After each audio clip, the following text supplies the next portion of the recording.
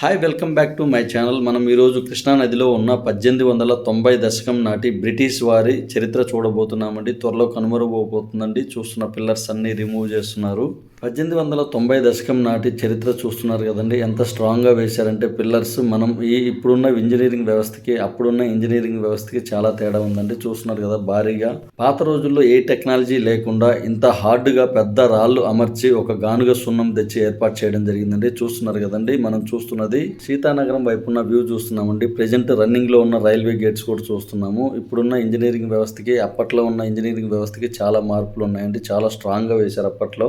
British కాలం నాటి pillars తొలగించి ఇక్కడ కొత్త రైల్వే సిస్టమ్ తీసుకురాబోతున్నారండి. పక్కన ఏర్పరచడానికి అక్కడ సిస్టమ్ సరిగా సెట్ అవ్వదని ఇక్కడ ఏర్పరుస్తున్నారు. చూస్తున్నారు కదండి. అప్పట్లో ఎంత భారీగా పిల్లర్స్ ఏర్పాటు చేశారో చూస్తున్నారు కదండి. ఇక్కడ ఉన్న పిల్లర్స్ తొలగించడం కోసం భారీ క్రేన్స్ తెచ్చినా కూడా మినిమం 10 to 15 days పట్టడం వల్ల వేరే విధానాలు ఆలోచిస్తున్నారండి పిల్లర్స్ కూల్చివేయడానికి. ఇక్కడ కనిపిస్తున్న పిల్లర్లు మనం త్వరలో ఫోటోల వరకే పరిమితం అవుతున్నాయండి. పూర్తిగా తీసేయబోతున్నారు. కృష్ణా బ్యారేజ్ వైపు గుండా వెళ్ళి మనం చూస్తున్నామండి. కృష్ణా బ్యారేజ్ లో ప్రజెంట్ వాటర్ లేవు కనుక ఇక్కడ రిమూవ్ చేయడానికి సన్నాహాలు చేస్తున్నారు. అలానే మన కరకట్ట సీతానగరం వైపు రిటైనింగ్ వాల్ కోసం రీసెంట్ గా ఏపీ గవర్నమెంట్ వారు శంకుస్థాపన చేయడం జరిగిందండి. దాదాపు 300 కోట్లు కేటాయించడం జరిగింది రిటైనింగ్ వాల్ కోసం. రిటైనింగ్ వాల్ ఉపయోగాలు వచ్చేసి రీసెంట్ గా వరదలు వచ్చినప్పుడు సీతానగరం చాలా వరకు మునిగిపోయిందండి. ఎడమ వైపున రిటైనింగ్ వాల్ ఆల్రెడీ ఉందండి. దానివల్ల చాలా వరకు కృష్ణలంక, రాణిగారి తోట చాలా సేఫ్ సైడ్ ఉన్నాయండి. వరదలు వచ్చినప్పుడు వ్యూ మీకు స్క్రీన్ లో చూపిస్తాను ముందుకు వెళ్ళిన తర్వాత. దాదాపు 1.6 కిలోమీటర్ల మేర మనకి రిటైనింగ్ వాల్ రాబోతుందండి. సీతానగరం వైపు భారీ క్రేన్స్ వచ్చాయండి. చూస్తున్నారు కదా. మార్కింగ్స్ కూడా కేటాయించారు. చాలా వర్క్స్ ఫాస్ట్ గా జరుగుతున్నవి.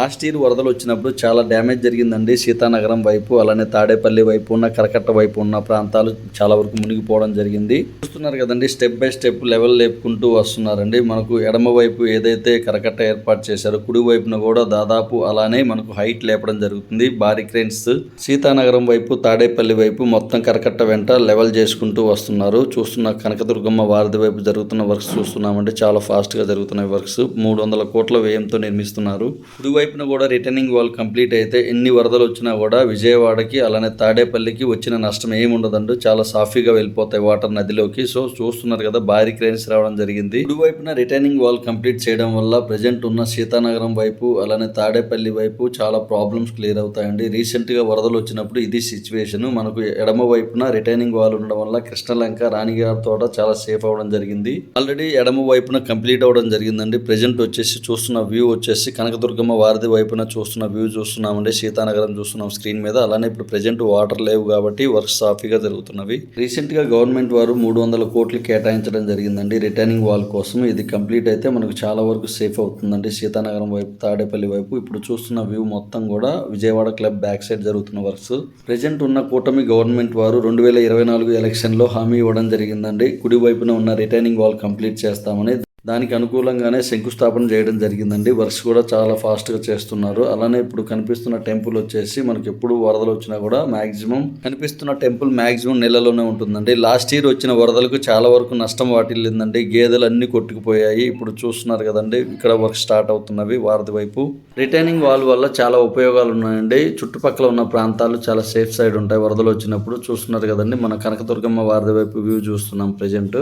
ఇక్కడ కనిపిస్తున్న కృష్ణమ్మ వారధి వైపు ఉన్న బ్యారేజ్ వచ్చేసి మనకు ఇక్కడ విజయవాడ వారధి వైపు నుంచి మనకు చిలకలూరుపేట వరకు కూడా అప్పట్లో 290 కోట్లు అవగా ఇప్పుడు ప్రెజెంట్ ఉన్న రైట్ సైడ్ ఉన్న రిటైనింగ్ వాల్ కోసం దాదాపు 300 కోట్లు కేటాయించారు. రైట్ సైడ్ రిటైనింగ్ వాల్ కోసం పిల్లర్స్ ఏర్పాటు చేస్తున్నారండి. అందుకు తగ్గట్టుగానే ఐరన్ ఫెన్సింగ్స్ ఏర్పాటు చేస్తున్నారు. చూస్తున్నారు కదా. భారీ క్రేన్స్ సాయంతో మనకు సీతానగరం వైపు జరుగుతున్న వర్క్స్ చూస్తున్నాము.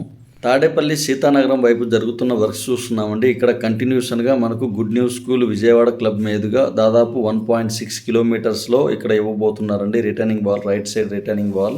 లోకేష్ గారు మార్చి 9వ తారీఖున రిటర్నింగ్ వాల్ కి శంకుస్థాపన చేయడం జరిగిందండి. మన ఛానల్లో రిటర్నింగ్ వాల్ అప్డేట్స్ అలానే విజయవాడ వెస్ట్ బైపాస్ గురించి, అమరావతి అప్డేట్స్ గురించి మన ఛానల్ ని ఫాలో అవ్వగలరు.